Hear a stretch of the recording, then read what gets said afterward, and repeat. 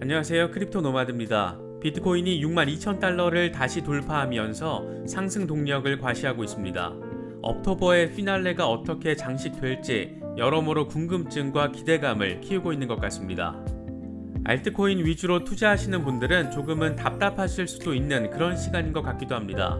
10월 들어서 확실히 비트코인은 엄청 올랐는데 알트코인들은 대부분 힘을 못 쓰고 있습니다. 하필 업비트가 6개월 만에 상장한 신규 코인들에게 자금이 몰리면서 이 친구들은 미친 폭등을 하는 반면 대부분은 눈만 껌뻑이면서 제자리 걸음을 하고 있는 그런 모습도 확인되고 있습니다. 알트코인 대장인 이더리움이 움직이면 그래도 조금 알트 시장을 견인하지 않을까 그런 기대감도 피어오르고 있는데 다행스럽게도 이더리움은 10월 말의 시점을 아주 주목해서 봐야 할 필요가 있어 보입니다. 상당히 의미 있는 업그레이드가 예정돼 있고 전체적으로는 이더리움 2.0 업그레이드 여정이 순조롭게 진행되고 있기 때문입니다. 이더리움 런던 하드포크 전후로 어떤 움직임을 보여줬는지를 경험하셨던 분들이라면 아마 어떤 상황이 펼쳐질 수 있을지 예상 또는 예측하실 수 있을 거라고 생각됩니다. 중장기적으로는 비트코인보다는 알트코인 이런 관점에서의 전망도 제시가 됐습니다. 판테라 캐피탈 CEO 댄 모어헤드가 예측을 한 건데 미래 수익의 대부분은 알트코인에서 나오게 될 것이라고 직업인으로서의 관점을 밝혔습니다. 어떤 내용인지 살펴보겠습니다. 무엇보다 해외에서는 기관 투자, 전통 금융, 자산 운용사 구분 없이 적극적으로 암호화폐 시장에 달려들고 있는 반면에 국내에서는 정책 수준이 떨어져서 그런지 기관들이 상대적으로 눈치만 보고 있는 상황도 눈여겨볼 필요가 있어 보입니다. 미국에서 너도 나도 달려드는데 한국에서는 눈만 껌뻑껌뻑 이런 상황이 그렇게 오래 지속될 수는 없는 것으로 예상되고 있기도 한데 그렇게 될 경우에 알트코인 시장에는 새로운 활기가 될 수 있을 것으로도 예측해 볼 수 있을 것 같습니다. 비트코인이 힘을 모아가고 있고 알트코인들이 눈치를 보고 있고 이런 시기가 며칠 이어지다 보니까 시장의 분위기는 상승장인데도 불구하고 어느 정도 차분함도 느껴지는 것 같습니다. 이럴 때는 차트에 집중하시는 것보다는 새로운 정보, 이슈들을 정리하시는 게 더 좋은 전략이 될 수도 있지 않을까 개인적으로는 그런 생각을 갖기도 합니다. 본격적인 시작에 앞서서 좋아요와 구독 또 알림 설정 꼭 부탁드리겠습니다. 영상 제작에 아주 큰 도움 된다는 말씀 함께 드리겠습니다. 그럼 시작하겠습니다. 먼저 비트코인 상황입니다. 10월 18일 오전 비트코인은 다시 62,000달러대에 올라섰습니다. 59,000달러대까지 후퇴했다가 다시 저점을 올려가면서 62,000달러 회복에 성공한 겁니다. 플랜B의 예측처럼 63,000달러 10월 마감은 거의 기정사실로 받아들여지고 있는 그런 모습입니다. 공포 탐욕 지수는 하루 전보다 1포인트 빠진 78로 여전히 극단적인 탐욕 단계가 이어지고 있습니다. 지난달에 50과 비교하면 꽤나 큰 폭의 투자 심리 개선이 이루어진 점을 확인할 수가 있습니다. 비트코인 도미넌스는 여전히 46%대에서 움직이고 있습니다. 9월과 비교하면 도미넌스 자체가 꽤 상승한 상태인데 그렇다고 4월 전고 기록 당시 수준은 아니어서 어느 정도 비트코인 중심의 장세가 이어질지 쉽게 예측하기는 어려운 상황으로도 볼 수 있을 것 같습니다. 10월 비트코인 종가로 63,000달러를 제시한 플랜B는 지금의 상황을 놓고 다들 준비됐나? 이렇게 짧은 트윗을 올렸습니다. 스톡 투 플로우 모델 이미지를 함께 첨부했는데 조만간 랠리가 펼쳐질 것이라는 점을 강조한 것으로도 볼 수 있습니다. 또 다른 트윗에서 플랜B는 위트 있는 이미지 하나를 올렸습니다.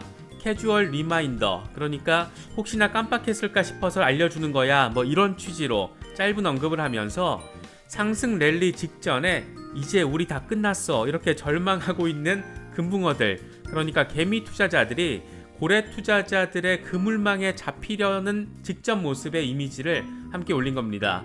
저항선이 지지선으로 바뀌기 직전에 이것도 모르고 바로 앞에 상승 랠리가 있는데 자포자기에 빠질 수 있는 개미들의 심리를 아주 위트 있게 표현해낸 것으로 볼 수 있을 것 같습니다. 이런 가운데 최근 영국 중앙은행 부총재가 암호화폐를 비판한 것과 관련해서 의미 있는 반박이 제시됐습니다. 대표적인 비트코인 맥시멀리스트 한 명 가운데 꼽히는 맥스 카이저가 영국 중앙은행이 비트코인이 100만 달러에 거래되기 전에 비트코인 매입에 나설 것이다 이렇게 전망하면서 은근하게 대놓고 비꼰 겁니다.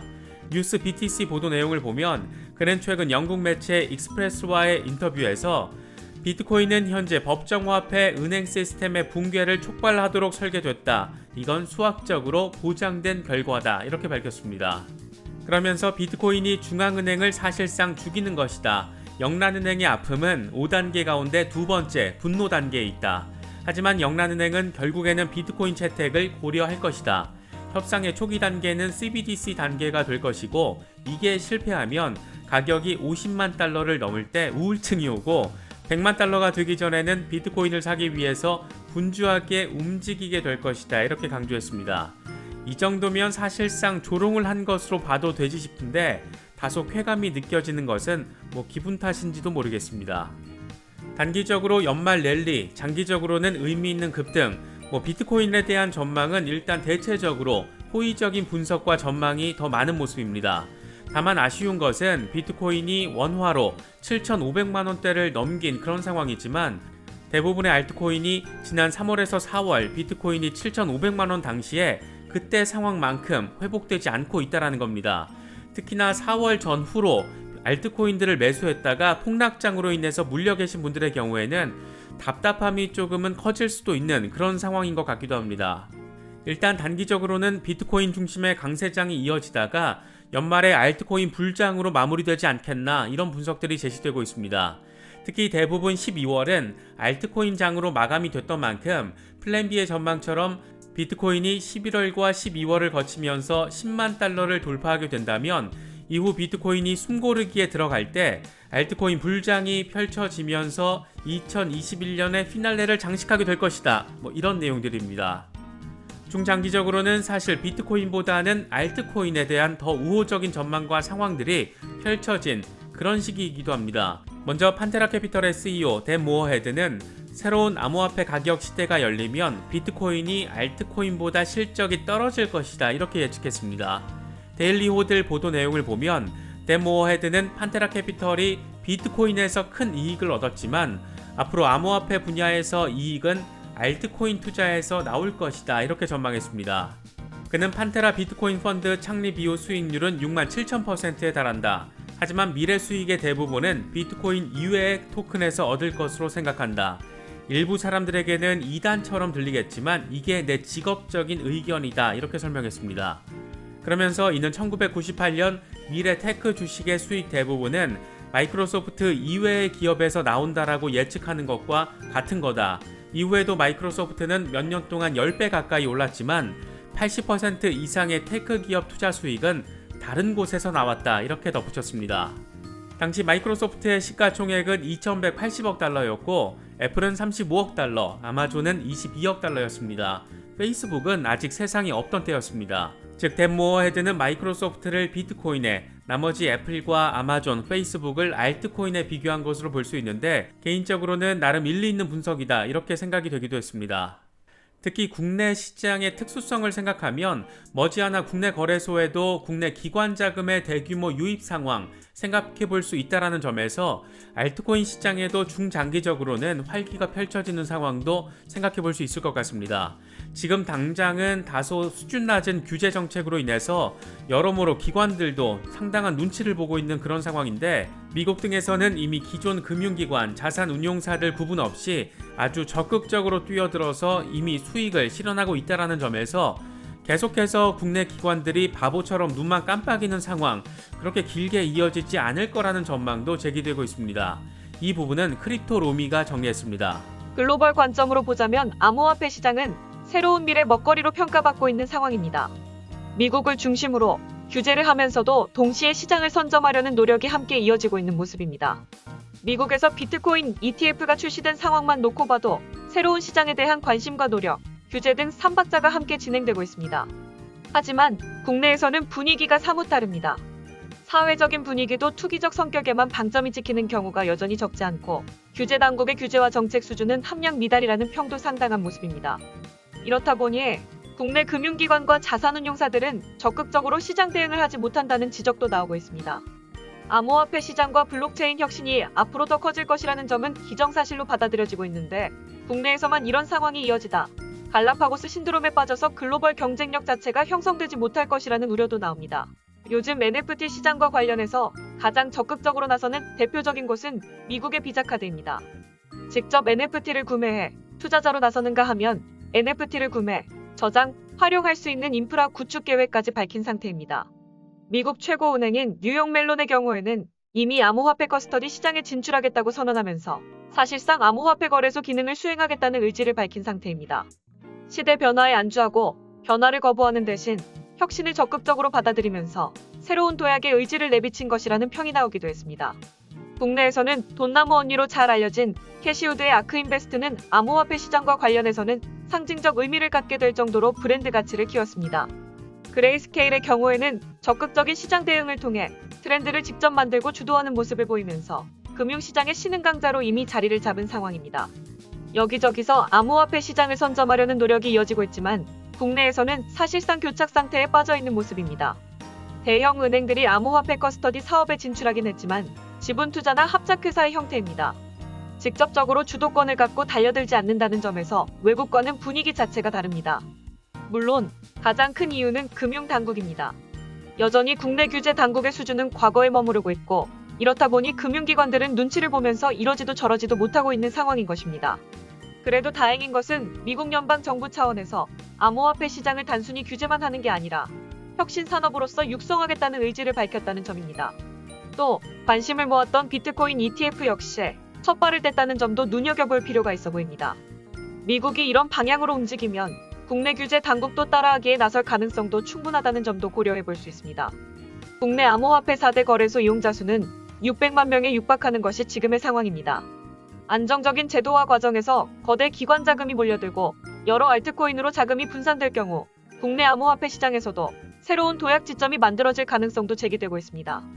단기적인 차트의 흐름은 답답함을 안겨주기도 하지만 중장기적인 관점에는 여전히 호재 가능성이 존재한다는 점도 참고하시면 좋을 것 같습니다. 지금까지 크립토 롬이었습니다. 이런 가운데 미국 최대 암호화폐 자산 운용사인 그레이스케일이 조만간 비트코인 현물 ETF 승인 신청을 할 것이다, 이런 보도도 나왔습니다. 이와 관련해서 그레이스케일은 우리의 ETF는 단순히 선물과 같은 파생상품 계약을 통해서 연결되는 게 아니라 암호화폐 실제 단위로 뒷받침될 거다. 제안서가 승인되면 인정된 투자 자산으로 주요 암호화폐의 추가적인 확장이 될 것이다, 이렇게 밝혔습니다. 그레이스케일은 지금 현재 운영하고 있는 GBTC를 비트코인 현물 기반 ETF로 전환 신청을 할 계획이다, 이렇게 이미 지난 4월에 밝힌 상태인데 과연 미국 SEC가 이번에는 이를 두고 어떤 결정을 내릴지 주목되고 있습니다.